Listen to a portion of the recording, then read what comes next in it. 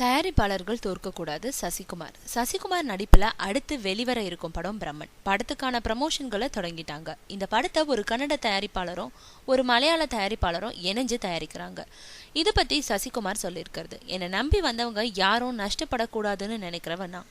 பிரம்மன் படத்தை தயாரிக்கும் தயாரிப்பாளர் பக்கத்து மாநிலத்தில இருந்து என்னை நம்பி வந்திருக்காங்க. அவங்க தோற்க கூடாதுன்றதுல கவனமா இருக்கேன். பொதுவாகவே தயாரிப்பாளர்கள் தோற்க கூடாதுன்றதுல கவனமா இருக்கேன்.